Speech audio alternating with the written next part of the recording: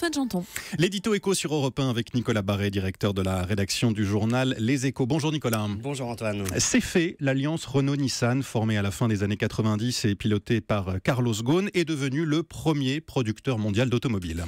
Oui, alors je peux vous dire, pour en avoir été témoin à l'époque, que lorsque la petite équipe de Français a débarqué à Tokyo, eh bien, au printemps 1999, peu de monde leur donnait des chances de succès. Les Ford, General Motors, Daimler, qui dominaient l'industrie automobile à l'époque, de même que Toyota, regardaient ça avec un peu de condescendance. Ils regardaient ce petit Renault qui cassait sa tirelire pour dépenser 32 milliards de francs, à l'époque 5 milliards d'euros, pour investir dans un Nissan en quasi faillite.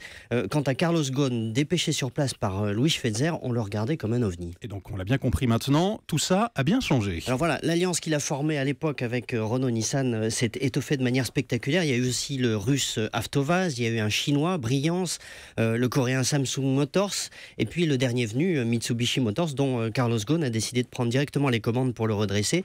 Cette alliance est unique dans l'industrie automobile. Elle aura vendu plus de voitures au premier semestre dans le monde que Toyota et Volkswagen. Elle occupe donc désormais la première place du podium, à peu près à égalité avec les deux autres, c'est-à-dire que ces trois géants mondiaux vendent autour de 10 millions de voitures par an.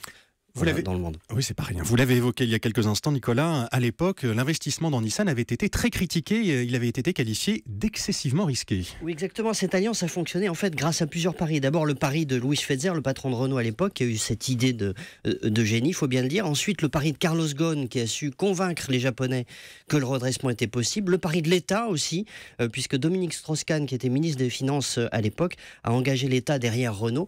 Et puis ce succès, c'est aussi le pari de la mondialisation d'une certaine façon. Renault aujourd'hui fait partie d'un groupe leader mondial et sans cette alliance, il aurait pu disparaître. À l'époque, il y avait encore par exemple une industrie automobile britannique autonome. Aujourd'hui, elle est entièrement sous contrôle étranger. Ça aurait pu être le destin de Renault sans ces paris un peu fous décidés il y a presque 20 ans et qui payent aujourd'hui. Édito éco sur Europe 1 signé Nicolas Barré. Merci Nicolas.